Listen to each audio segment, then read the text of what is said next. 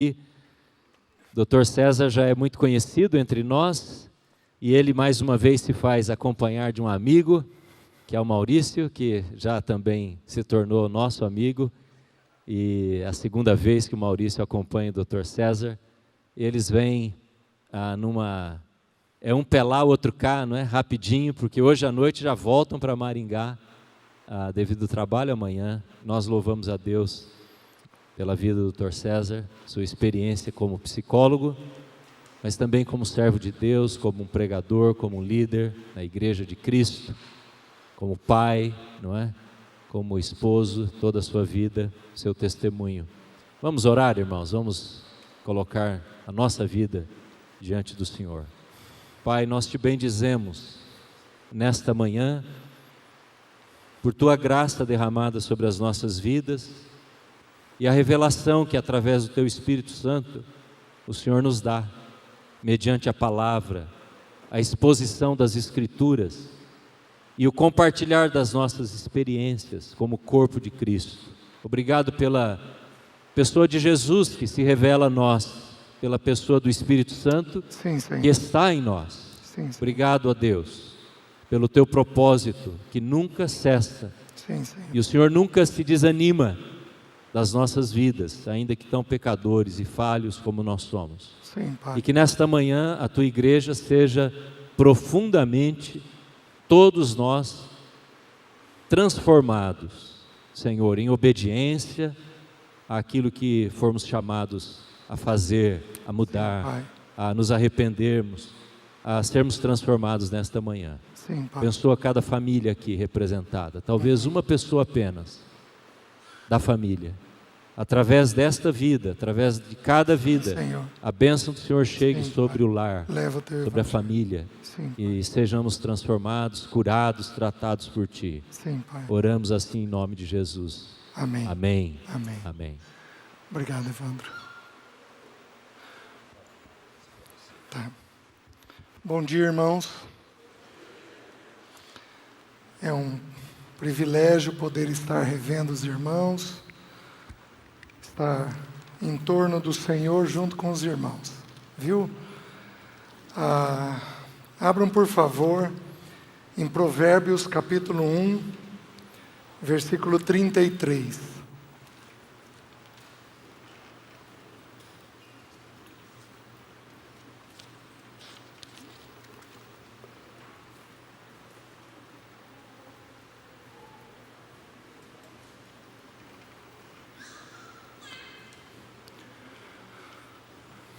Quando nós estivemos aqui da última vez, foi no mês de setembro, final do mês de setembro.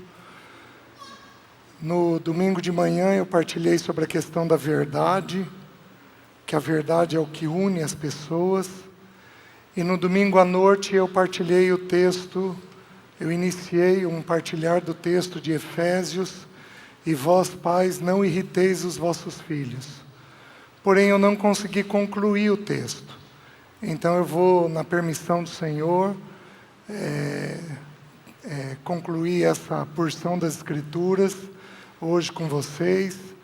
Então nós vamos estudar sobre essa coisa de nós irritarmos filhos, certo? É uma ordem nas Escrituras. O Senhor diz que irritar filho constitui pecado, e vós, pais, não irriteis os vossos filhos. Então nós vamos terminar de estudar essa porção das Escrituras nessa manhã. Eu esqueci, até que horas eu tenho? 1 hora, tá bom. Provérbios capítulo 1, versículo 33. Olha que coisa simples e profunda. O texto bíblico diz assim: mas o que me der ouvidos, habitará seguro, tranquilo, e sem temor do mal. Mas o que me der ouvidos, habitará seguro, tranquilo e sem temor do mal. Vamos ter mais uma palavra de oração. Senhor, abre-nos os céus e ajuda-nos a compreendermos a Tua palavra. Desfaz todos os nós que existem na nossa alma. Desfaz tudo aquilo que vem sobre a nossa mente, que nos impede de ouvir a Tua palavra com clareza. Que o Teu Espírito Santo avance sobre cada homem, cada mulher e cada família nesta manhã. Nós pedimos em nome de Jesus. Amém. Meus queridos, a palavra de Deus, ela tem o poder de resumir assuntos complexos de um jeito bem simples. Então esse texto aqui, ele diz que a pessoa que sabe dar ouvidos a Deus, ela habita segura, tranquila e sem temor do mal. Pensem nisso. É ou não tudo que nós queremos dos nossos filhos? Que eles habitem seguros, tranquilos e sem temor do mal. Só que para nós alcançarmos isso, a casa tem que aprender a fazer o quê? Dar ouvidos. Então, o ouvir é essencial no processo de edificação. Se não soubermos ouvir, não temos condições de sermos edificados. É simples. Então não há sentido mais importante nos nossos filhos dos 5 sentidos: visão, audição, tato, paladar e olfato. Não há sentido mais importante do que o sentido da audição. Vamos dar uma paradinha e vamos entender. A alma é constituída do pensamento, da emoção e da vontade. Nós estudamos isso lá em setembro. Você deve ter aí os estudos se você precisar ouvir de novo. Do pensamento, da emoção e da vontade, a ordem é: Deus conquista a mente, depois Ele conquista o afeto, e então Ele conquista a vontade. Então, para nós levarmos uma criança a fazermos a vontade que a gente quer, a mente dessa criança tem que ser conquistada. Se a mente dela não for conquistada, é como tentar moldar um ferro frio. Você vai bater, bater, bater e vai ter quase nada de transformação. Então, para a transformação existir na vida da criança, a mente precisa ser conquistada. Por isso que o texto bíblico de Provérbios mesmo, quando ele diz: acima de tudo que se deve guardar, guarda o teu coração, porque dele procedem as fontes da vida, essa é uma fonte da vida, a mente. Porque é a mente que determina o que você sente. E é a mente e o que você sente que determina o que você faz. Então, uma conduta rebelde de uma criança, uma conduta agitada, rebelde, resistente, distante, e vai por aí afora, essa conduta, o problema dela não é a conduta. O problema dela está na mente, ou está no afeto. Tem alguma coisa que essa criança está pensando, tem alguma coisa que essa criança está sentindo, que está levando ela até aquela conduta. Está fazendo sentido para os irmãos? Então, a gente como pai, geralmente, moleque, para. Você quer alcançar a conduta. Quando, na verdade, ele acabou de assistir 2 horas de desenho bruto, de irritação, de agitação. Então, nós não vamos alcançar nunca uma conduta adequada enquanto nós não entendermos que a mente e o afeto é que vão determinar a conduta. Os irmãos estão entendendo? Por isso que o texto bíblico, muito sabiamente, mas muito sabiamente, ele está nos ensinando que aquele que der ouvidos. Então, qual o nosso grande desafio? Conquistar o ouvido do filho. Porque é pelo ouvido do filho que nós vamos conquistar a conduta dele. Está fazendo sentido, meus irmãos? Então, é uma verdade tão simples, mas diretamente ligada à paz, não irriteis os vossos filhos. Por quê? Porque uma pessoa irritada é uma pessoa surda. É uma pessoa cega. Só não é muda. Porque às vezes fala sem parar, se a pessoa estiver irritada. Pega uma mulher na TPM. Você tem facilidade de ouvir o que teu marido tem para dizer? Você está irritada. Pega um homem em dívida, irritado. Ele vai ouvir o que você tem para falar, mulher? Não vai ouvir nunca. Por quê? Porque a irritação, ela deixa a gente ensurdecido e cego. A gente não consegue ouvir e nem ver. Então, por que Deus qualificou que irritar uma criança constitui pecado? Porque uma criança irritada é uma criança que não vai ser edificada. Nós não temos condições de edificá-la à medida que ela está irritada. Faz sentido? É simples. Mas é simples. Às vezes a gente pega crianças com problemas, é comum eu conversar com pais, e os pais estarem abrindo determinadas coisas de uma criança. Em geral, eu prefiro não avaliar a criança, eu prefiro avaliar os pais. Em geral, 10 dias de uma casa serena, você tira aquela conduta agitada da criança, irritada da criança. Porque o ambiente faz isso daí. Então, qual é o nosso grande desafio? O nosso grande desafio é criar este ambiente em que as pessoas possam ouvir. Vocês estão me entendendo? Qual é o primeiro sinal de que uma criança está te ouvindo? Ela olha para você. Qual é o primeiro sinal de que o que você está falando está entrando? As pessoas olham para você. Vocês estão olhando para mim. Porque o que eu estou falando, a verdade está entrando. De alguma forma está entrando. Se vocês estivessem assim, cabisbaixo, é um sinal de que o que eu estou falando não está entrando. Então, quando a gente olha, é um sinal de que aquela verdade está começando a entrar dentro da pessoa. Então, o que nós vamos fazer?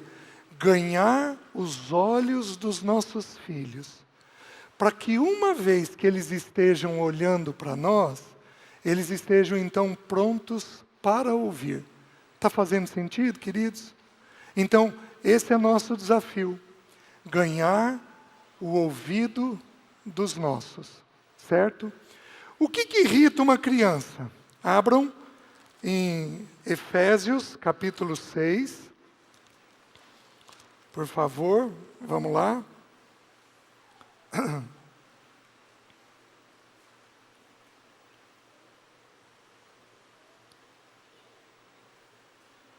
Versículo 4. Diz assim: E vós, pais, não provoquei vossos filhos a ira, mas criai-vos na disciplina e na admoestação do Senhor. Então, não é para provocá-los a ira. A palavra provoqueis, no original grego, é a mesma palavra de ira. Se o irmão puder jogar de novo o versículo. A palavra provoqueis é a mesma palavra de ira. É o mesmo original. Parorgizo. Que significa o quê? Não incita a ira. Não provoca a criança. Porque senão ela vai se sentir provocada. Ela vai cair na provocação. Entendam uma coisa: ira é um pecado que contamina.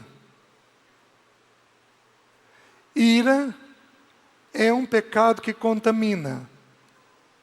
Existem 2 pecados na Bíblia que contaminam: a ira e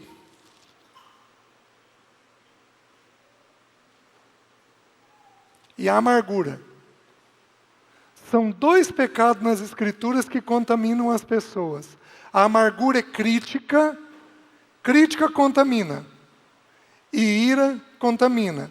segura aí e abre, por favor, em Provérbios 22. Deixa eu provar para você o que eu estou falando.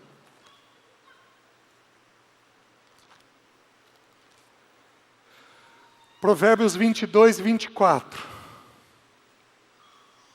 Olha o que diz. Não te associes com o iracundo, nem andes com o homem colérico, para que não aprendas a sua vereda, e assim enlaces a sua alma. Não andes com o iracundo, nem te associes com o colérico, para que não aprendas as suas veredas. Digamos que o Evandro fosse colérico. Acho que não é. Estou certo, Jane? Bom, acho que não é. Digamos que ele fosse colérico. Eu consigo me distanciar dele. Mas como é que a Jane se distancia dele? Como é que os filhos, as filhas se distanciam dele? Não tem jeito. Então, na família, uma pessoa irritada contamina todo o restante. Vocês estão conseguindo entender? Então, uma irritada vai contaminar todos os outros. E aí, nós homens, temos que ser os provedores dessa paz. E as mulheres, quando elas são pacíficas. Então, nós, o casal, temos que prover essa serenidade dentro de casa, porque senão os filhos acabam contaminados pela irritação. Vocês estão conseguindo entender? Meus queridos, às vezes os nossos filhos têm pensamentos de morte. Não vou perguntar aqui, porque nesse grupo aqui vai ter algumas famílias cujos filhos vão ter pensamentos de morte. Só tem duas coisas que dá pensamento de morte numa pessoa: dor ou raiva. Ambientes irritados podem, inclusive, promover pensamentos de morte. Ai, que vontade de bater, ai, que vontade de matar, ai, que vontade de morrer. Vocês estão me entendendo? Por quê? Por causa desta atitude que o lar tem de manter essa irritação. Então, ira é um pecado que tem que ser trabalhado cedo nas nossas vidas. Tem que ser arrancado pela raiz. Isso daí. Por quê? Porque senão contamina os filhos e compromete a educação que nós queremos dar para eles. Tudo bem até aqui? Amém? Um amém meio abatido. Mas eu estou entendendo.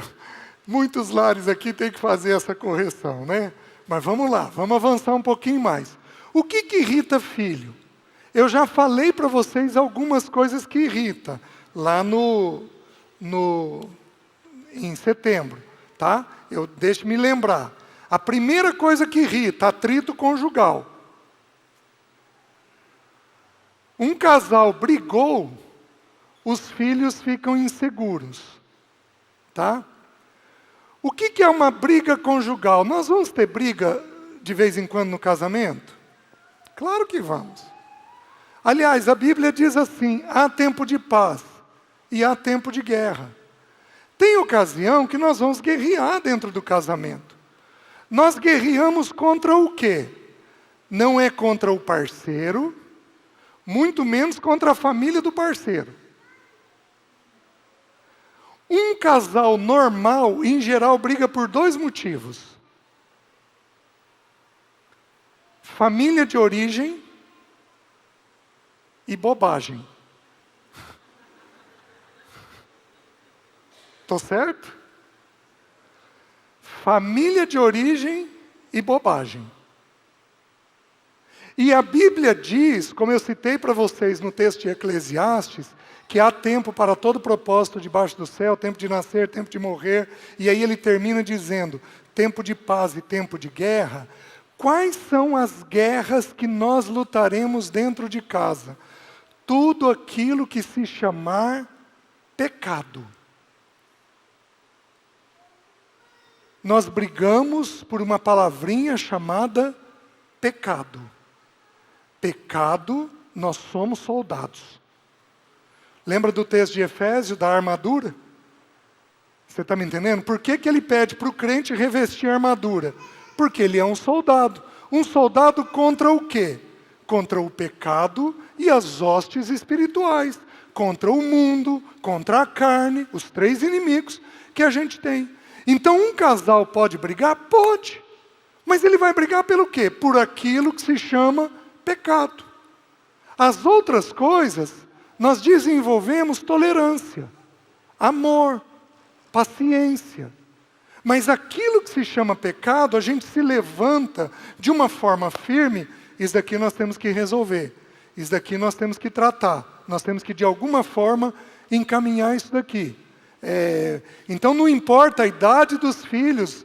Você pode ser avô. Você percebeu que o filho está sob risco de um pecado, que os netos podem cair naquele pecado. Você se levanta como um soldado para lutar aquela luta.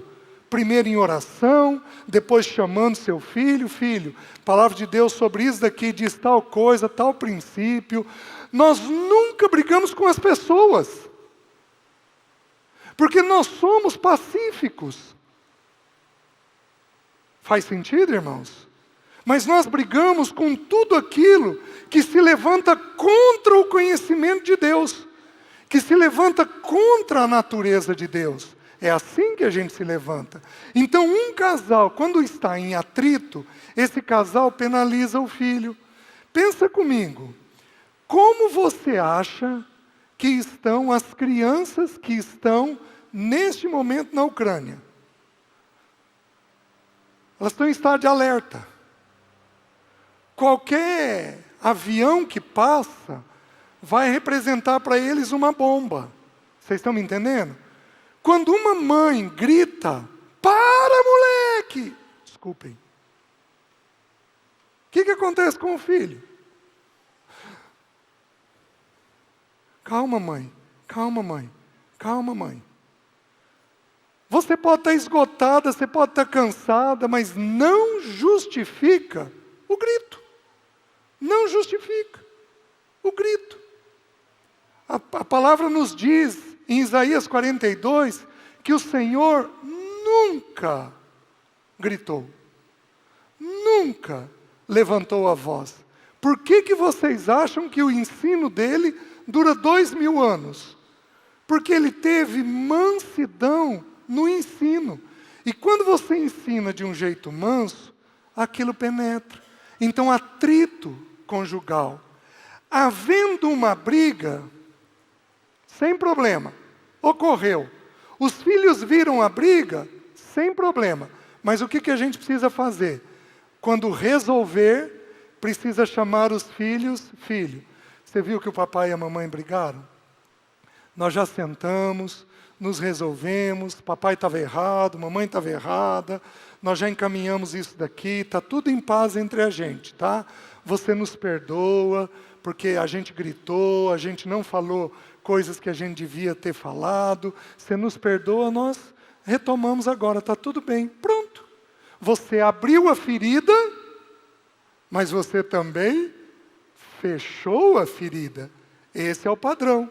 Então, a primeira coisa que irrita filho, atrito conjugal.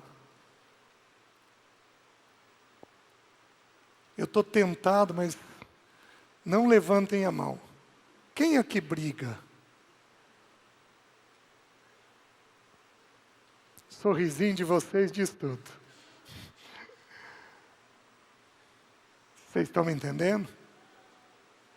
A gente tem filho na condição de filho aqui, levanta a mão, que está dentro de casa como filho.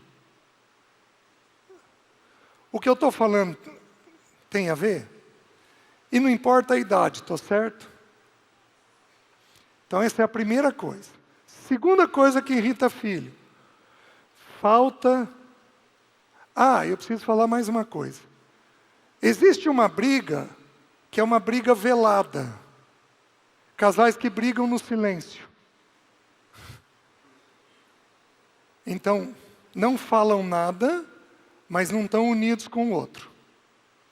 A esposa serve a mesa, o casal está brigado, o cara senta, cabeça baixa, come, levanta, sai, não tem um agradecimento, obrigado querida, que delícia querido, nossa, obrigado teu esforço.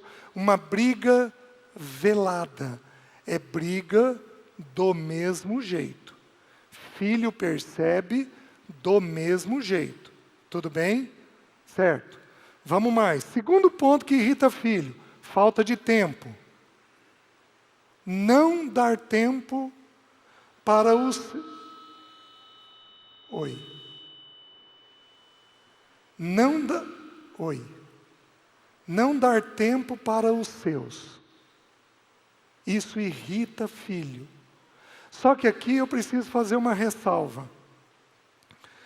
Imagina 2 círculos, o primeiro e o segundo. Dentro do primeiro círculo estão os filhos. Então, em torno do filho vem o primeiro círculo. Quem é a pessoa que protege o filho, que é o primeiro círculo? A mãe. Quem é o segundo círculo? O pai. Então, fora dos círculos nós temos o mundo. Então, tem o mundo, aí o pai protege a mãe e o filho do mundo. E a mãe protege o filho do pai e do mundo. Então, eu teria texto bíblico para mostrar isso daqui para vocês, mas não dá tempo da gente abrir para explicar isso daqui. Mas essa é a ideia. Então, o filho é protegido em primeiro lugar pela mãe. O assunto é tão sério, que eu tenho uma filha abusada sexualmente por um pai. De quem que ela é ressentida? Da mãe. Por quê? Porque a mãe não protegeu ela. A mãe é o elemento de proteção. Vocês estão me entendendo? Então, quando a gente tem uma acidez grande de um filho com uma mãe, a gente dá uma investigada em abuso. Porque é uma das coisas que pode ter acontecido. Tem muitas que podem acontecer, né? Então, ali está o filho. O que acontece, meus queridos? Se um homem não dá tempo para a mãe, esta mãe se sente sozinha, descoberta, e isso vai respingar nos filhos. Então, quando eu digo que a gente tem que dar tempo, não é tempo apenas para os filhos. O homem, em particular, precisa dar tempo para a mulher, para a esposa. Não existe amor sem tempo. Não existe. Eu não sei se eu contei aqui ou não, mas vai lá.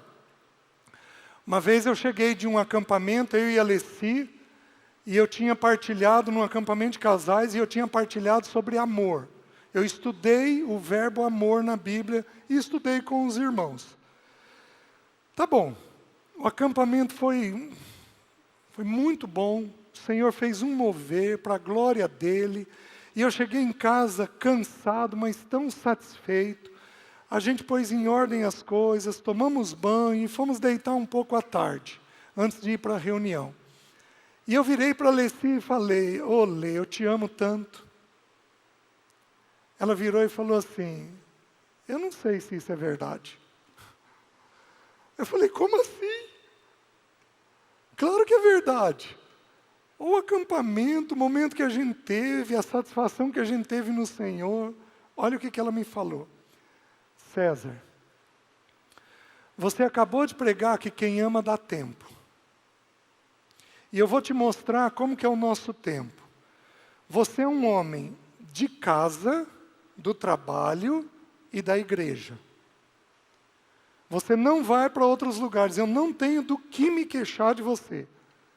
Mas, nós sempre estamos com os filhos ou com os irmãos da igreja. Nunca estamos só eu e você. Ou seja, eu não tinha um tempo pessoal com ela.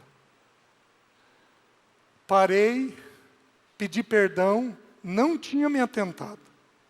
Parei, pedi perdão e fui corrigir isso. E, meus queridos, foi tão singular a correção que a minha esposa amava um café da manhã no sábado. Então eu perguntei para ela, Lê, o que você precisa que eu faça para você se sentir amado? César, eu queria que no sábado a gente acordasse um pouco mais tarde, tomasse um café da manhã tranquilo, conversasse. Meus irmãos, eu acordo às 5:30 da manhã, inclusive no sábado. Aí foi um parto para mim, acordar e ficar na cama com ela um pouco mais. E eu aprendi a fazer. E foi tão singular que nós terminamos a vida conjugal, correndo às padarias de Maringá para experimentar os cafés no sábado de manhã. De tão singular que ficou isso entre nós. Mulher, para se sentir amada, ela precisa de tempo. E o futebol? E a pescaria? E o trabalho?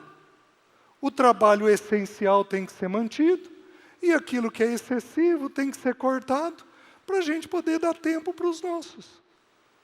Quando as crianças são pequenas, o homem, nas Escrituras, quem tem segunda jornada é homem, não é mulher.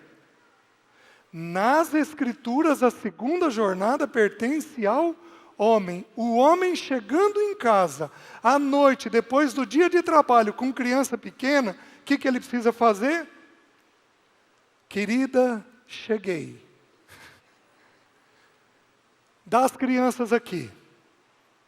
Meus queridos, mulher com filho pequeno não consegue fazer xixi sozinha, porque o filho não dá espaço.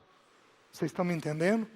Mulher precisa respirar um pouquinho. Então a gente chega em casa, o que nós vamos fazer? Não, daqui que eu ajudo você com eles. Quando a casa tem uma boa rotina, a gente põe as crianças para dormir entre 8 e 9 horas, quando eles são pequenos. A gente trabalha com essa meta. Às vezes, você vai levar de 2 a 4 anos para alcançar isso. Mas me acreditem, a gente alcança. Filho que dorme entre 8 e 9 horas da noite, ele dá espaço para o casal poder ficar junto. Então essa é uma coisa que a gente precisa ter entendimento. Criança precisa dormir, como adulto precisa dormir bem, para a gente poder estar bem. Então essa é uma rotina essencial para que a gente mantenha a casa em ordem. Para isso, nós vamos cuidar dos filhos ao chegarmos em casa, e uma vez que cuidamos deles, eles foram dormir, nós vamos cuidar da esposa. Nós vamos sentar, ver como é que foi o dia, ver o que está precisando, vamos orar juntos. Os irmãos estão entendendo? Meus irmãos, não é difícil, mas precisa de empenho. Por anos lá dentro de casa, nós tivemos períodos de 1 a 2 semanas, a gente repetia isso várias vezes no ano, em que nós desligávamos TV e computador. Porque TV e hoje, celular, computador, rouba tempo. Desligávamos. E aí, nós dávamos tempo para nós. O meu pai foi um homem ímpio ao longo da vida. Ele entregou a vida ao Senhor alguns meses antes de morrer. Mas teve uma coisa interessante. Eu tinha 6, 7 anos e eu e meu irmão mais novo brigamos por causa da TV. Meu pai resolveu numa tacada. Ele virou e falou, a mãe de vocês vai ser penalizada, mas nós vamos fazer uma coisa, 1 mês sem TV nessa casa. O que a família fez? Colocava a cadeira diária na calçada e ficávamos conversando. Meu pai, mesmo ímpio, teve uma direção de Deus na vida dele. Aquilo registrou na minha mente. Então eu repeti isso muitas vezes dentro do lar. Está entendendo? Então a gente não está conseguindo ter tempo para tudo, desliga as distrações e nós vamos ter tempo. Os irmãos estão entendendo? Então, filho precisa de tempo e parceiro precisa de tempo. Mulher, homem também precisa de tempo. Mas a gente é uma besta quadrada. Uma boa comida, um espírito agradável, em geral, basta. Vocês estão entendendo? Homem é meio... não aprofunda muito. Então, se for para aprofundar, a gente já tem um pouco de dificuldade. Então, homem, você consegue levar um homem de forma tranquila com poucas coisas. Via de regra. Tá? Porque tem homem também que é muito exigente. É muito difícil. Então, segunda coisa que irrita, falta de tempo. Terceira coisa que irrita. Duas coisas que nós vimos então, atrito e falta de tempo. Quem aqui se viu numa dessas duas coisas, levanta a mão, por favor. Olha lá. Quem aqui não faz esse tipo de coisa ainda, levanta a mão, que não tem esses pecados. Pode acontecer. Jóia, muito bem. E o restante que não levantou a mão? Vocês estão em dúvida ainda. Mas calma que nós temos muitas coisas que irritam. Vamos para a terceira. A terceira coisa, rigidez. Quem aqui é perfeccionista?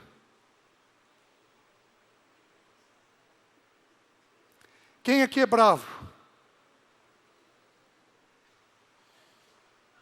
Então, terceira coisa que irrita filho, rigidez. Eclesiastes 7,16 diz assim: não sejas demasiadamente justo, nem exageradamente sábio. Por que te destruirias a ti mesmo? Meus queridos, a minha esposa dizia que não via a hora de eu me aposentar. Porque ela dizia que não existe diarista como eu. Se eu for limpar esses bancos, eu vou levantar os bancos e limpar os pés. Ou pelo menos eu fazia assim. Possivelmente, é que não daria para fazer, mas eu tiraria tudo para lavar, lavaria um por um, secaria um por um para ficar bem feito. Quando eu tinha 15 anos, eu tinha tanta rigidez, mas tanta rigidez, que ao limpar, eu já estudava em Curitiba sozinho. Ao limpar o meu quarto, eu desmontava a cama e passava pano no estrado do colchão. Então, tudo limpo. Os cabides, um gancho para o mesmo lado, separado por um dedo de separação.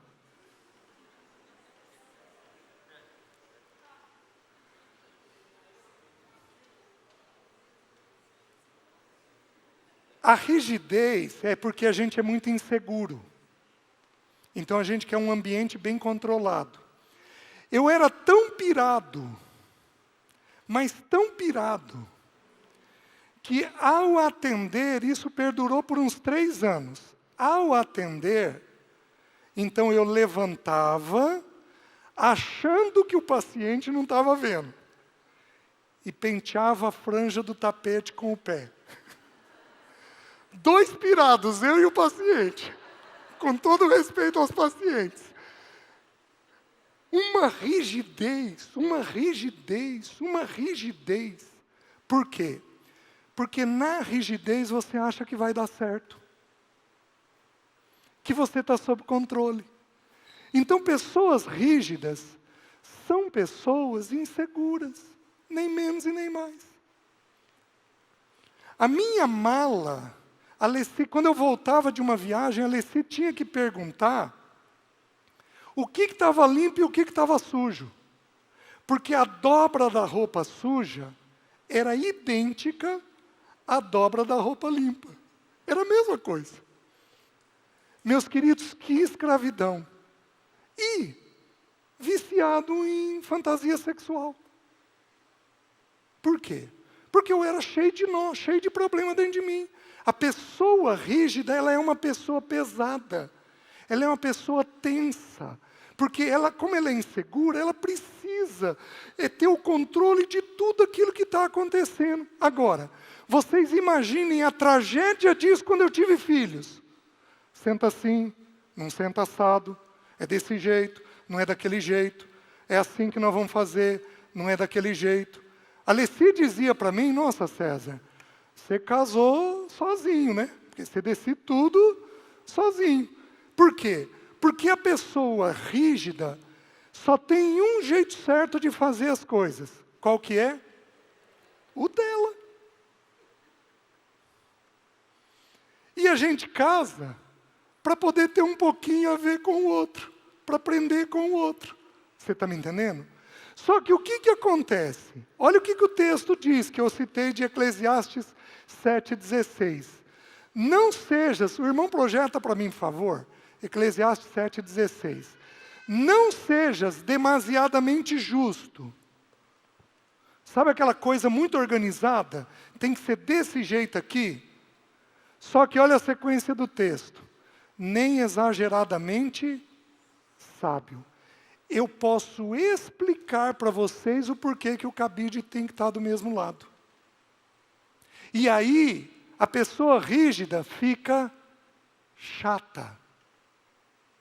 Então, com todo respeito aos irmãos que levantaram a mão. Mas a gente fica chato. A gente assume um tom professoral. Sempre tenho que ensinar, em tudo. E aí a gente fica uma pessoa pesada, que carrega o ouvido do filho. E aí o texto termina de que jeito? Porque te destruirias a ti mesmo. Então a gente vai se autodestruindo nesse espírito rígido, nesse espírito pesado. Então o Senhor começou a me trabalhar. Qual foi a expressão que o Senhor usou para mim? César, organização sim, perfeição não. Então uma casa precisa ser organizada? Sim. Minhas irmãs, é uma dádiva quando a casa é organizada. E se tiver alguma aqui que não é organizada, isso precisa ser trabalhado. Porque não é a natureza do nosso Senhor. O nosso Senhor é um Deus de ordem e decência. Porém, uma casa não pode ser perfeita. Porque não existe essa possibilidade. Você lava uma louça e limpa uma pia, quanto tempo leva para estar em desordem? Se tiver filho adolescente, alguns minutos. Porque ele vai lá, vai mexer com alguma coisa. Então, assim, a organização, Deus trabalhou a minha vida.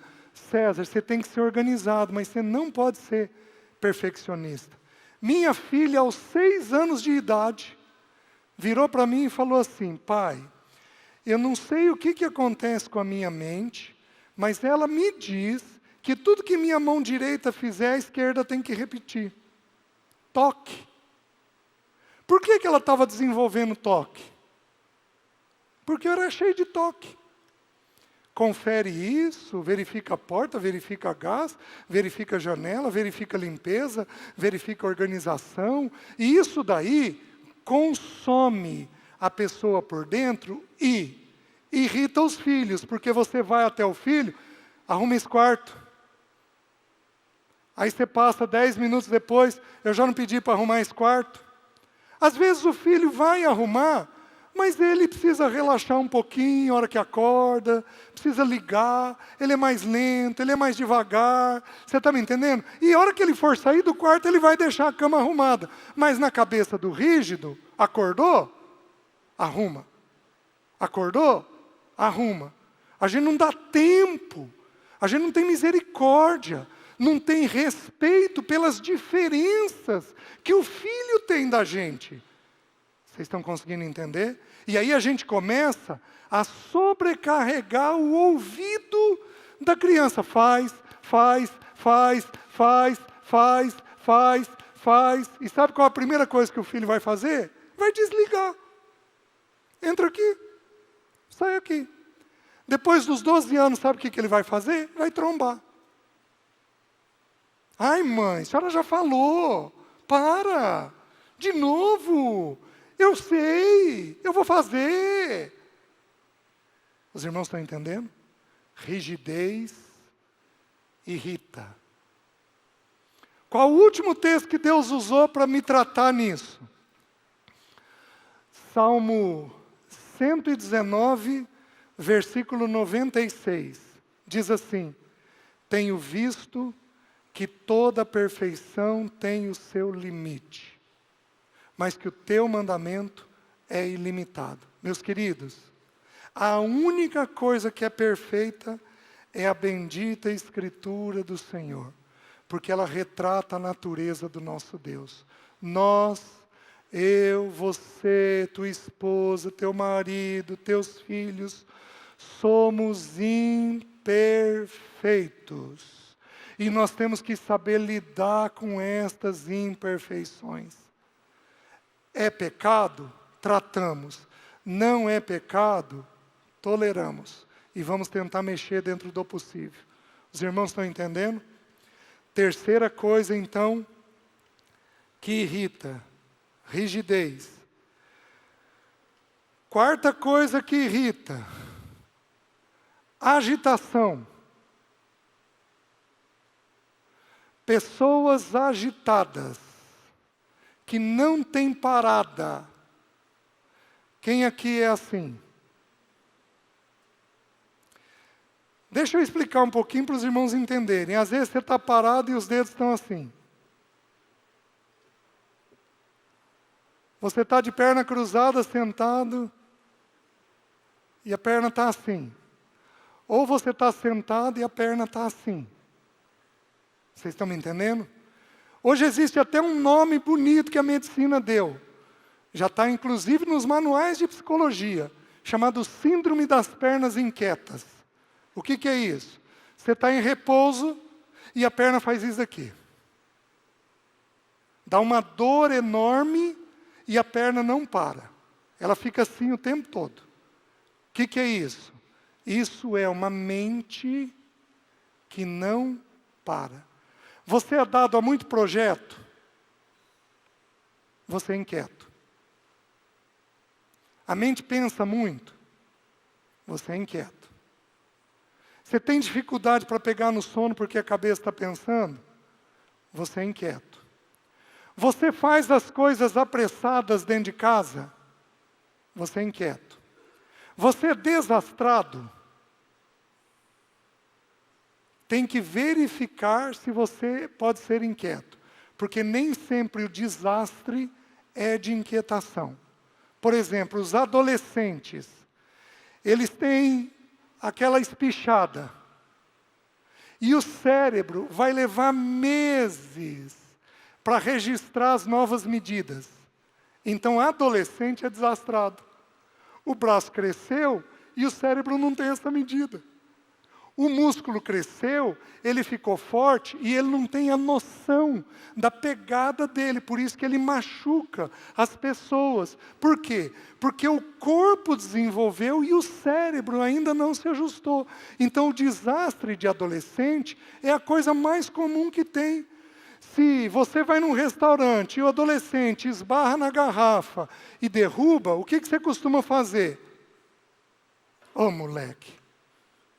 Mas você é desastrado, hein? Meus queridos, é o cérebro do peão. Como é que nós vamos queixar? Qual deveria ser a nossa resposta? Ô, querido, tudo bem, isso acontece, tá? Teu cérebro está registrando as tuas medidas, né? Tem alguns que têm adolescência tardia. O desastre não saiu até hoje. Mas é só quando eu estou cansado. Se eu estiver cansado, eu sou desastrado. Há um tempo atrás, eu estava lendo um livro e com uma tesoura na mão. Quando eu vi, eu tinha picotado a camisa. A penúltima vez que eu comprei roupa com a Alessi, eu falei, deixa eu ajudar ela. Vou cortar as etiquetas. Cortei as camisas. Então, eu cansado sou um desastre. Né? Eu tenho que evitar quando eu estou cansado. Então, essa pressa, ela agita filho. Vou dar um exemplo. A gente vai sair para a reunião da igreja. E está todo mundo, você resolveu assistir o futebol. E aí, gente, vamos. A voz está alterada. Você está empurrando. Você está exagerando na medida da fala. Então, essa agitação, ela também irrita filho. Digamos assim, ela é uma pré-guerra. É a Rússia fazendo exercício militar.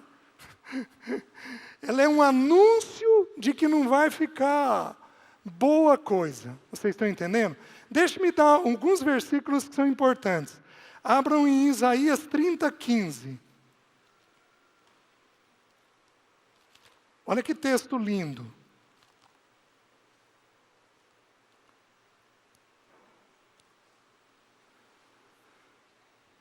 Porque assim diz o Senhor Deus, o Santo de Israel: em vos converterdes e em sossegardes está a vossa salvação. Na tranquilidade e na confiança a vossa força, mas não o quiseste. Meus queridos, a salvação está onde? Em ser sossegado. Nós não podemos ser passivos. Nós não podemos ser atrasados.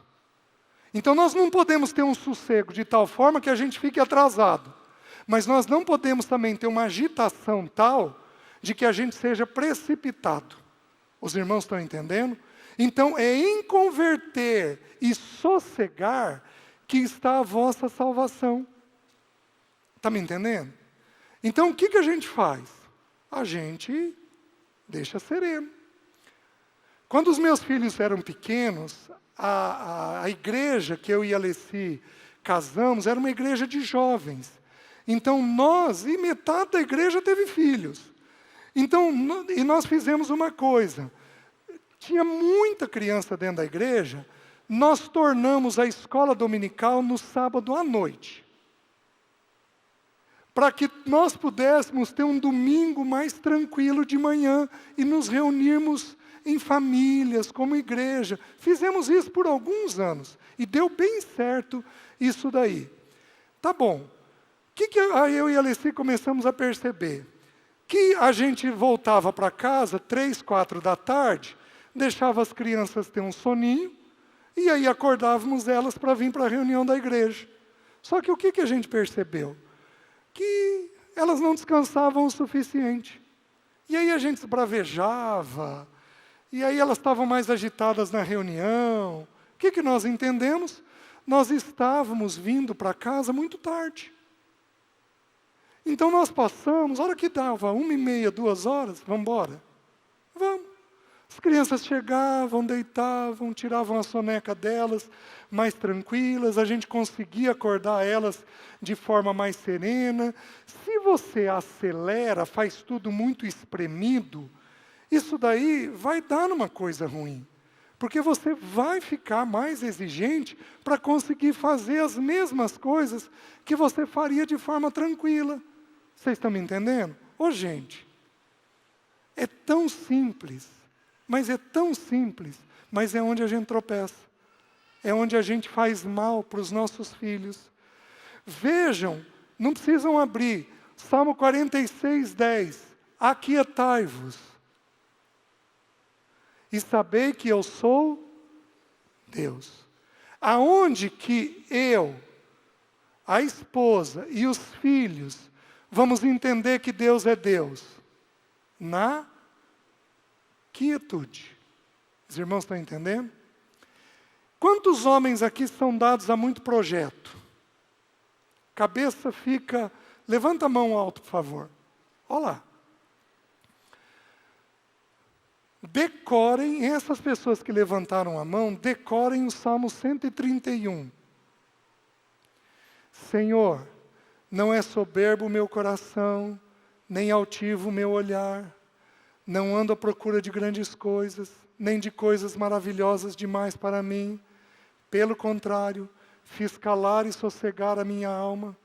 Como a criança desmamada se aquieta nos braços de sua mãe, como essa criança é a minha alma para comigo. Espera, pois, Israel no Senhor, desde agora e para sempre. Então a gente tem que aprender a não engatar um projeto atrás do outro. Eu tenho que concluir o que Deus me assentou, eu tenho que esperar para ver o que Ele vai colocar agora. A gente ensina a mente a aquietar. Essa mente cheia de projeto nos deixa distraídos. Então a gente não ouve a esposa, não consegue ouvir os filhos. A gente fica apressado, porque a gente está com a mente cheia. Tudo bem, irmãos? Então, quarta coisa, agitação. Podemos ir um pouquinho mais? Tudo em ordem até aqui? Quinta coisa que irrita. Injustiça. Sermos injustos. E aqui nós teríamos uma gama de injustiças que a gente poderia trabalhar. Eu vou citar algumas poucas. Não ter gratidão dentro de casa é injusto. Por quê?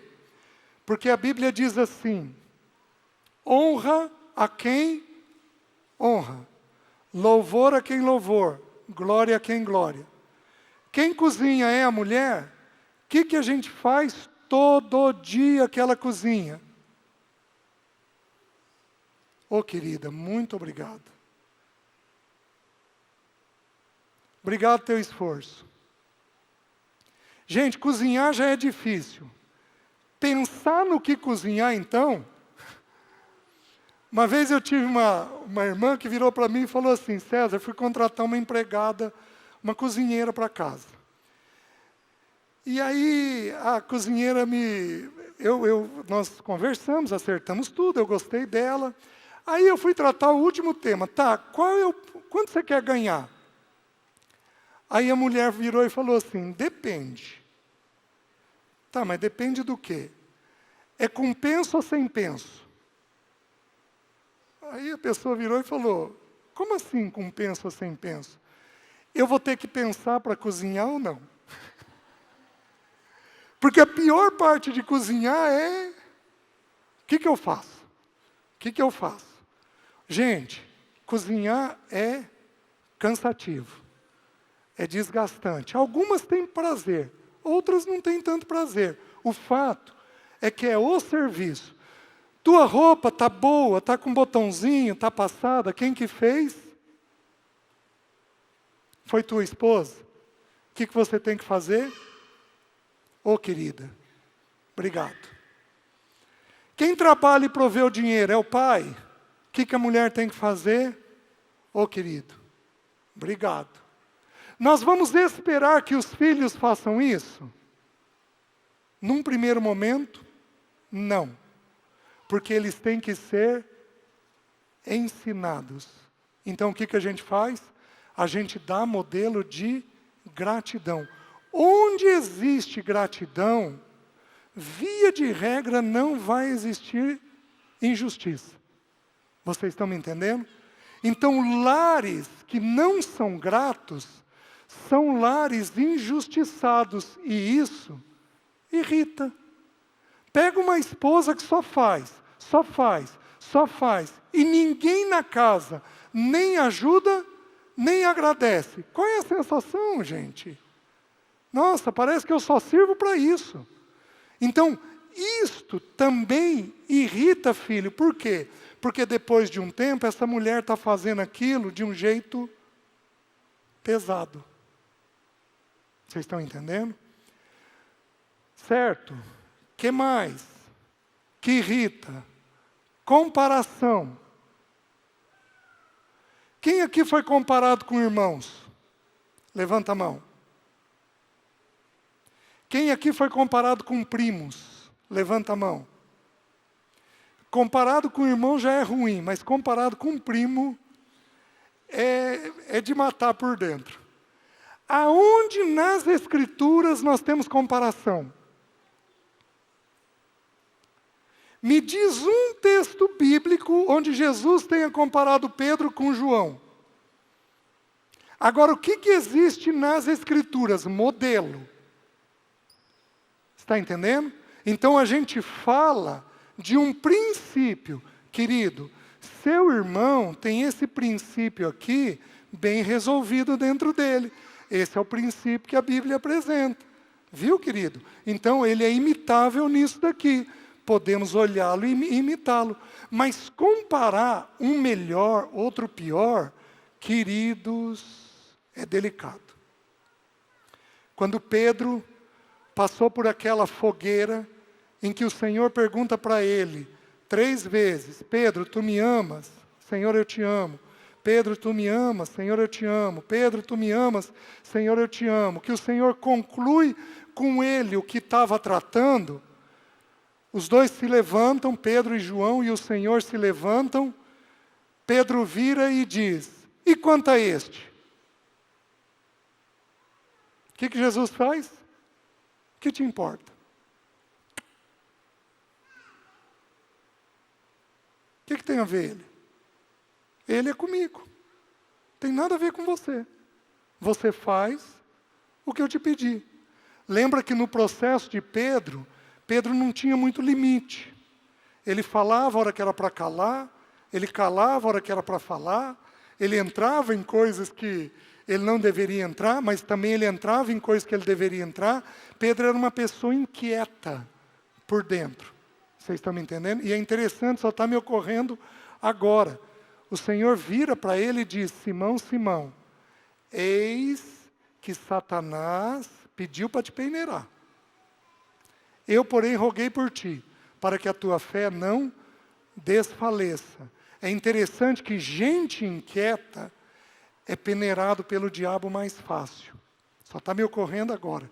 Por quê? Porque gente inquieta entra em coisa que não deve. Vocês estão entendendo? Então, outra injustiça é comparação. Comparação só serve para 2 coisas. Pôr alguém acima e alguém abaixo. Você vai comparar alguma coisa. Você pôs alguém acima e alguém abaixo. Para minha vergonha, algumas vezes, eu vi irmãos em pecados que eu dizia assim, nossa, eu nunca cometeria isso. Estou me comparando. Eu estou indiretamente dizendo o seguinte, eu sou um pecador melhor, porque esse pecado aqui eu não cometo. E meus queridos, tem distinção de pecado para Deus? Paulo terminou a vida dele dizendo o quê? Dos pecadores eu sou o maior. Então esse é o entendimento que a gente tem. Então, comparação. Outra coisa, predileção. Se unir mais a um do que ao outro. Mulheres, minhas queridas,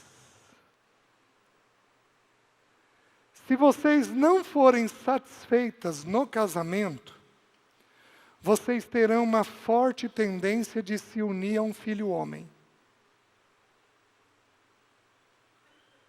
Isto é predileção. Isto é pecado. Isto é injusto. Isto é irritante. Vocês estão entendendo?